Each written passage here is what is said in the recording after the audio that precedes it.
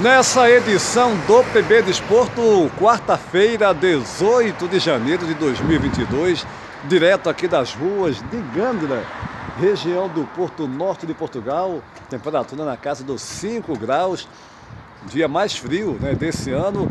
Iremos destacar, na opinião do PB Desporto, com Antônio Manuel Góes, no Rio de Janeiro, mais uma contribuição do rei do futebol, Pelé. A Lei Pelé, criada em 1998 e que beneficiou atletas, de um modo geral, mas sobretudo do mundo do futebol. O segundo tema da opinião do PB Desporto será a estreia do Flamengo sob o comando do técnico português Vitor Pereira. Flamengo 4-1 na Portuguesa. Antônio Manuel Góes irá dar a sua opinião, com relação a esse novo time do Flamengo para 2023. E é claro, também iremos abordar o futebol aqui de Portugal, na Europa como um todo, tudo isso e muito mais. Fiquem ligados após a nossa vinheta.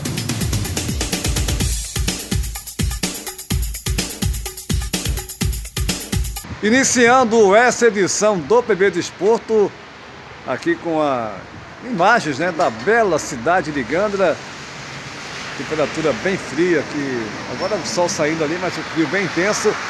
E vamos direto ao Rio de Janeiro. Quero ouvir você, Antônio Manuel Góes. Primeiro tema da nossa opinião, a Lei Pelé, a importância da Lei Pelé para o mundo do futebol. Um abraço, Antônio Manuel Góes. Olá, Júnior e gente ligada no PB Desporto. Para além de sua realeza nos gramados, melhor dos melhores e atleta do século XX em todas as categorias esportivas no planeta, Pelé deixou também sua marca inesquecível fora dos gramados no esporte brasileiro como um todo, principalmente no futebol. Primeiro-ministro do esporte do país em pasta ainda agregada à época ao turismo, no governo de Fernando Henrique Cardoso, ele logrou a aprovação unânime no Congresso Nacional do dispositivo legal que passaria a ser chamado de Lei Pelé, em dezembro de 1998, entre cujas normas estabeleceu o fim da famigerada Lei do Passe. Essa Lei do Passe, formalizada em 1976 pela ditadura militar, mas informalmente praticada fazia décadas, garantia aos clubes o poder de decisão absoluta sobre a vida do jogador de futebol profissional, impedido da livre escolha de seu trabalho, um direito dos demais trabalhadores do país. O passe tinha por base um valor determinado unilateralmente pelo clube detentor dos direitos sobre o jogador, a ser pago por eventual interessado em contratá-lo, sobre cujas cifras ele, jogador, só era contemplado com 15% do negócio. Em suma, o profissional de futebol não dispunha da livre escolha de exercer seu ofício onde de seu interesse pessoal. Um escravo, de luxo, mas escravo. A Lei Pelé também estabeleceu a profissionalização do futebol através do clube-empresa, que os cartolas conseguiram impressão nos bastidores da Câmara e do Senado, submeter a posterior regulamentação que só ocorreu 23 anos depois, há pouco, em 2021, com a criação da SAF, Sociedade Anônima do Futebol, para, no primeiro momento, resgatar da falência renomados clubes do país. A Lei Pelé determinava a fiscalização das entidades do futebol pelos ministérios públicos estaduais e federal, o direito do consumidor no esporte, disciplinou a prestação de contas dos dirigentes de clubes e federações, estabeleceu a dotação de verbas para os esportes olímpicos e paraolímpicos, e a independência dos tribunais de justiça desportiva, até então vergonhosamente subordinados às entidades nos âmbitos estadual e nacional. Grosso modo, Antônio Júnior, A Lei Pelé foi uma carta de alforria que garantiu aos profissionais do futebol e outros esportes a plenitude do exercício da profissão, como sempre ocorreu em sociedades ditas civilizadas, sobre regras trabalhistas, gerais e específicas, que lhe dizem respeito. Olha, Antônio Manuel Góes, sem dúvida alguma, o Pelé contribuiu e muito também fora dos gramados. A Lei Pelé, que foi sancionada em dezembro de 1998, beneficiou sem dúvida alguma todos os atletas, e no caso do futebol, né, você abordando bem também, citando os atletas de um modo geral, também foi fundamental. Mas antes de passar para o segundo assunto da nossa opinião, né, a estreia do Flamengo, do Vitor Pereira no comando do Flamengo, eu vou falar sobre o campeonato português. Na última rodada, realizada no final de semana passado, o Benfica se mantendo, né, na liderança, na ponta do campeonato, praticamente desde o começo da competição, temporada 2022-2023. E no derby com o Sporting, um dos seus maiores rivais, empatou em 2-2, 41 pontos. Segundo colocado é o Braga, que jogando em casa venceu por 1-0 o Boa Vista. Uma ótima campanha do Braga, também se mantendo ali na segunda posição já há muito tempo. O terceiro é o Futebol Clube do Porto, que no estádio do Dragão, jogando em casa, não tomou conhecimento do Famalicão, fazendo 4-1. O Porto tem 36 pontos no campeonato. O quarto colocado é o Sporting, após esse empate com o Benfica, jogando no Estádio da Luz. O Sporting tem 29 pontos ganhos, 12 a menos já, uma diferença grande para o líder.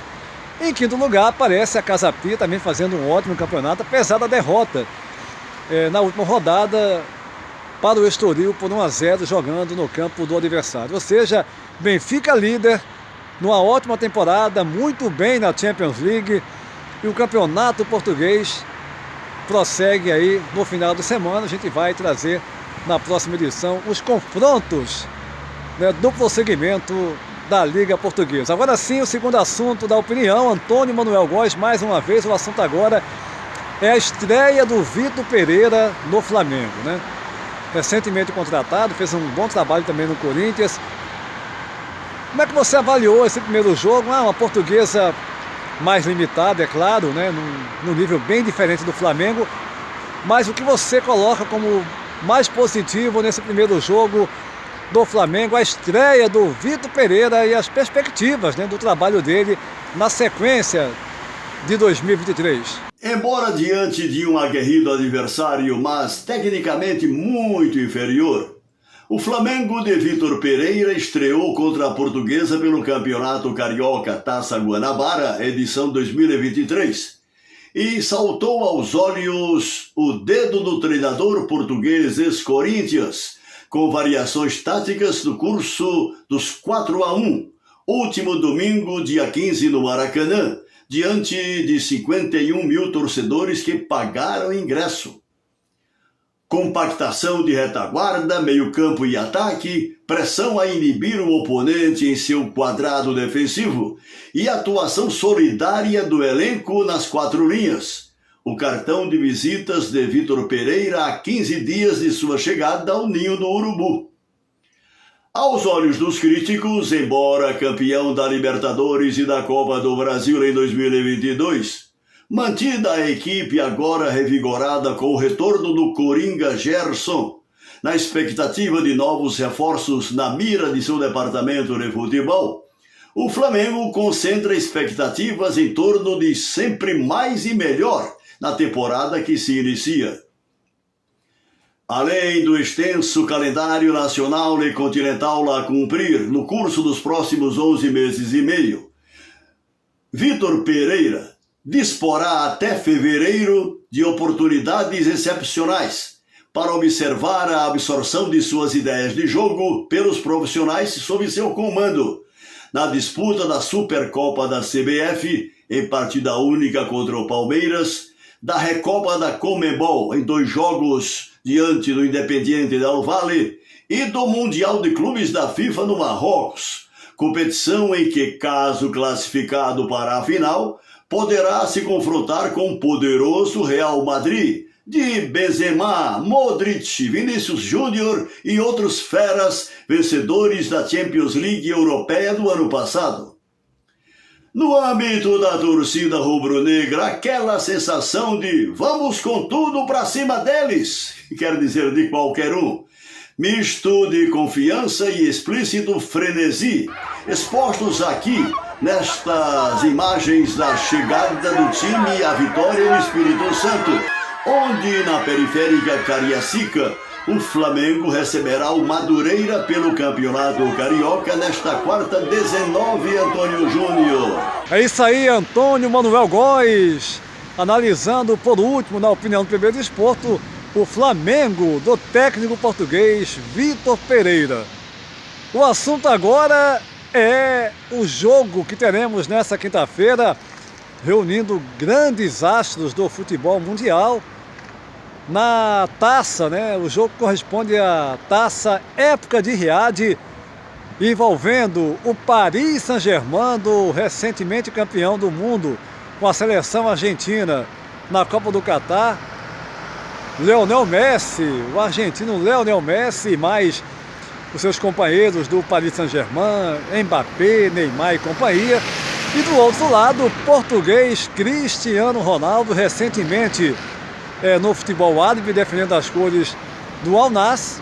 E justamente o Al Nassr e mais jogadores do Al Hilal, as duas grandes equipes do país, enfrentando o time do Paris Saint-Germain de Messi e companhia na decisão da taça Época de Riad. Jogo esse, quinta-feira, dia 19 de janeiro, às 17 horas aqui em Portugal, 14 horas no Brasil.